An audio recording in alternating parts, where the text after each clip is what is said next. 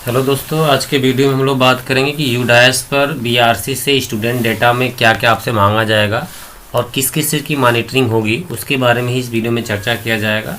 तो सबसे पहले आपको मैं बता दूं कि ये जो है बीआरसी की आईडी का डाटा बेस है जिस पे आपसे डेटा मांगा जाएगा। तो सबसे पहला है प्रमोशन एक्टिविटी स्कूल वाइज, यानी एक स्कूल से कितने बच्चों को प्रमोट किया गया है और कितने को भी पेंडिंग छोड़ा गया है, ये स्टेटस आपसे पूछा जाएगा। यानी 100% बच्चों को आपको प्रमोट करना है। प्रमोट मीन्स आप उसको टीसी टेकन भी कर सकते हैं, वो पास नहीं हुआ है तो नॉट पास भी कर सकते हैं।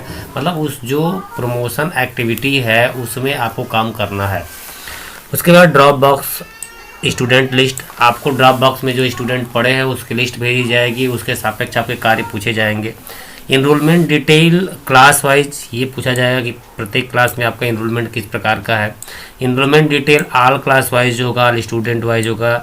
इनरोलमेंट जो है सोशल कैटेगरी वाइज, ये जातिगत जो होगा उसके हिसाब से पूछा जाएगा। एज वाइज आपसे पूछा जा सकता है, माइनॉरिटी वाइज पूछा जा सकता है।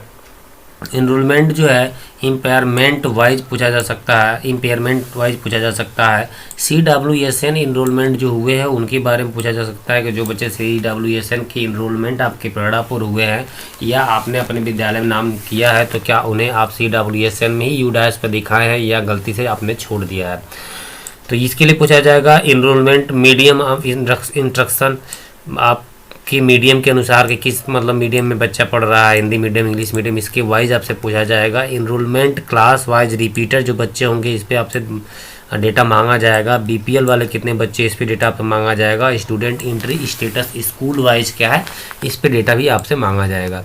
ये सारी चीज़ें। इसके बाद हम यहाँ पे आएंगे इंस्पेक्शन रिपोर्ट में भी बहुत सारी चीज़ें होंगी। एज एक्सेप्शन रिपोर्ट, यानी कोई बच्चा जो है अपनी कक्षा में उम्र का जो लेवल होता है उससे कम या ज़्यादा है तो उसके बारे में भी पूरी रिपोर्ट भेजी जाएगी आपको। जैसे कोई बच्चा 6 साल से कम का है फिर भी आपने उसमें 1 में एडमिशन किया है तो उसके तहत इसमें से आपसे पूछा जाएगा। ट्रांसजेंडर अगर आपने किसी बच्चे को कर दिया है तो उसके बारे में आपको सूचना देनी होगी। लिस्ट ऑफ स्टूडेंट, ऐसे जो होंगे रिपीटर होंगे, आपने गलती से रिपीटर कर दिया है जबकि बच्चा रिपीटर नहीं है तो उसके लिए लिस्ट आपको भेजी जाएगी। CWSN स्टूडेंट की लिस्ट भेजी जाएगी, स्कूल वाइज लिस्ट होगी।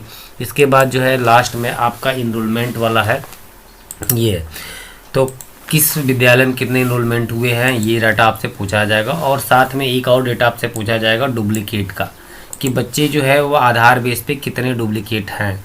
ये सारे डेटा बेस आपसे पूछे जाएंगे। तो ये कहाँ मिलेंगे यूडाइस में, तो सबसे पहले आप जो है अपने स्कूल का डैशबोर्ड, आप यूडाइस लॉगिन करना जानते ही है और लॉगिन कर लीजिएगा और सत्र आपको 23-24 चयन करना है और इस पर आपको क्लिक करके आपको 23-24 में आ जाना है।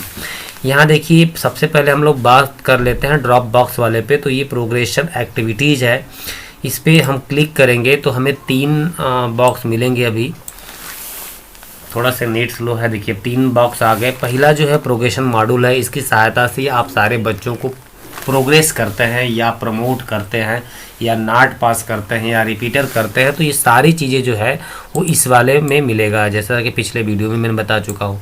दूसरे स्कूल से आए हुए बच्चों को इंपोर्ट करने का जो तरीका है वो इसमें से किया जाना है, ये मैंने आपको बता दिया। ये ड्रॉप बॉक्स है, यही इस बार आपसे पूछा जा रहा है। हम सबसे ज़्यादा चर्चा जो है ड्रॉप बॉक्स पर इस वीडियो में करेंगे, बाकी के लिए हम अलग अलग वीडियो में भी चर्चा करेंगे ताकि वीडियो बड़ा न बने। तो ड्रॉप बॉक्स का मतलब ये है कि उन जिन बच्चों को आपने प्रमोट करते समय टीसी टेकन कर दिया है, जो बच्चे अपने स्कूल से आपने बाहर निकाल दिया है, ये उनका ड्रॉप बॉक्स है। इसके लिए हम गो पे क्लिक करेंगे तो आप जैसे नीचे आएंगे तो आपके स्कूल के सारे बच्चे आपको दिखाई देंगे। अभी थोड़ी देर में डेटा ये लोड हो रहा है, जैसे ही डेटा लोड होगा इस स्कूल के जितने बच्चे जो है वो टीसी टेकन कर दिया गया है उनकी डेटा इसमें दिखाई देंगे आपको।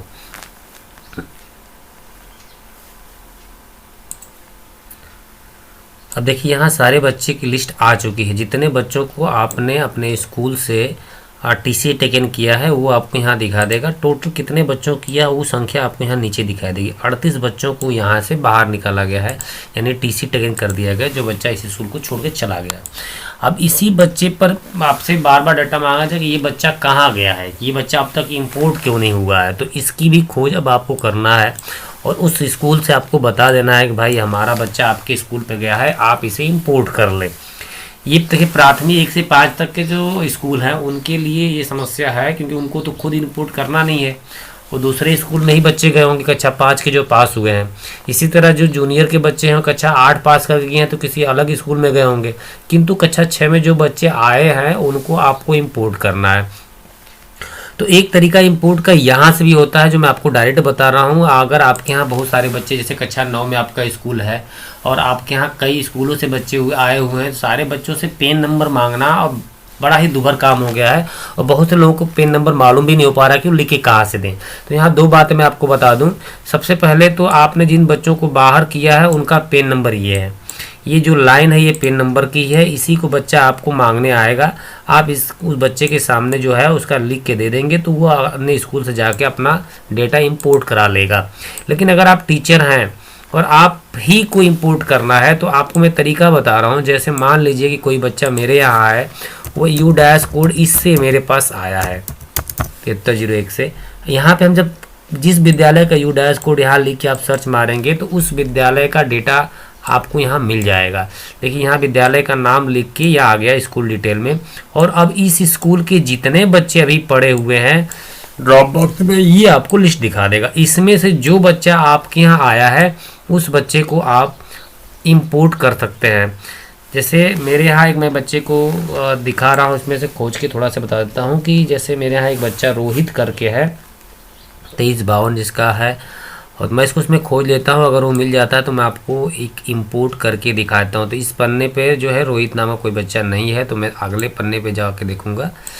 अगले पन्ने पे देखिए फिर मैं करता हूँ तो ये सारे बच्चे आ रहे हैं, ये सारे बच्चे आ रहे हैं। इसमें से रोहित नाम का बच्चा अभी भी नहीं है, तो मैं अगले पन्ने पे जाके भी चेक करूँगा। तो इस तरह यहाँ भी नहीं है, हो सकता है जल्दी जल्दी हो गया होगा। तो फिर से एक बार हम लोग इसको रिपीट कर लेते हैं, फिर से बैक कर लेते हैं। बच्चा ज़रूर ही होगा, थोड़ा सा नेट फ्लो की समस्या आ रही है। ये 11 से 20 है, एक पन्ना और पीछे।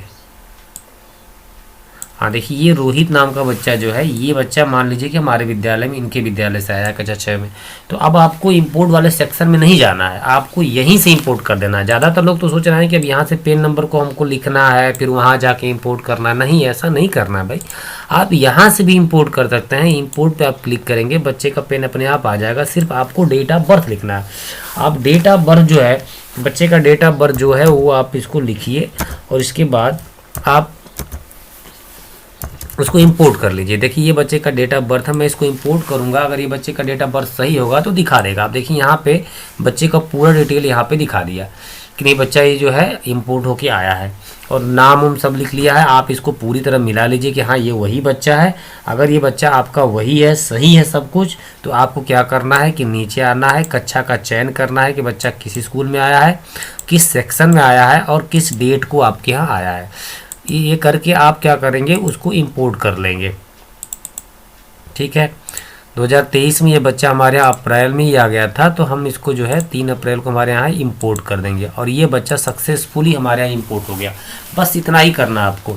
अगर आपको अपने विद्यालय में कोई बच्चा आया है उसको इंपोर्ट करना है, इसके लिए आपको ये कभी नहीं करना है कि उससे पेन नंबर मांगना है, ये करना। बस आप विद्यालय का नाम जान लें और आपको मालूम हो जाएगा कि किस विद्यालय से कितने बच्चे हैं। तो सबसे पहले आप अपनी लिस्ट बनाइए, उस लिस्ट के अनुसार सारे बच्चों को क्रमवार कर लीजिए कि एक स्कूल के सारे बच्चों को एक साइड रखना है, आपको दूसरे स्कूल के बच्चों को दूसरी साइड रखना है, और आप यहाँ से ही सारे बच्चों को इंपोर्ट कर लेंगे। और जैसे ऐसे इंपोर्ट करते हैं तो धीरे धीरे ड्रॉप बॉक्स खाली हो जाएगा। और आप अपने बच्चों को भी जिन स्कूल में भेजे उनसे बात करके ड्रॉप बॉक्स को खाली करा लेना है। तो पहला तो मैंने काम आपको बता दिया कि सबसे पहला काम आपको प्रोग्रेशन एक्टिविटी में ड्रॉप बॉक्स में करना है। स्कूलों को सबसे ज़्यादा काम इस समय करना है क्योंकि सारे स्कूलों में ड्रॉप बॉक्स में बहुत सारे बच्चे बचे हुए हैं। तो ये हो गया। एक चीज़ इस वीडियो में मैं और बता देता हूँ ताकि एक वीडियो में 2 चीज़ें कवर हो जाए।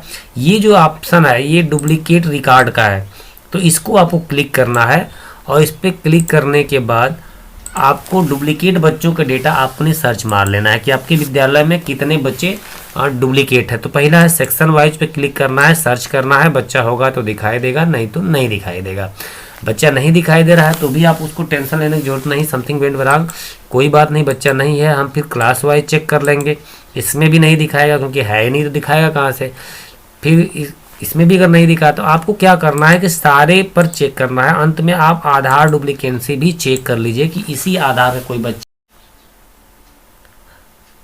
अगर इसी आधार का कोई बच्चा दूसरे स्कूल में पढ़ रहा है तो यहाँ उसकी लिस्ट आपको दिखाई देगी। जैसा कि मैं बीआरसी लेवल पे इसी चीज़ को दिखा देता हूँ कि डुप्लीकेट जो बच्चे हैं उनकी लिस्ट जो है यहाँ पे मिल जाती है। अब डुप्लीकेट बच्चों की जो लिस्ट है यहाँ से आपको तो भेज दी जाएगी, किंतु आपको अपने स्कूल से खोजने के लिए आपको हर हाल में वही काम करना होगा जो मैं बता रहा था, यानी आपको यहाँ से ही चेक करना होगा कि बच्चा डुप्लीकेट है कि नहीं है। ठीक है, फिर अब अगले वीडियो में मैं बताऊंगा कि आपको जो वैलिडेट बच्चे बचे हुए हैं, जो आधार वैलिडेट नहीं हुए हैं, उसको कैसे करना है। तो दोस्तों ये वीडियो आपको कैसा लगा ज़रूर बताइएगा। धन्यवाद, फिर मिलते हैं अगले वीडियो में।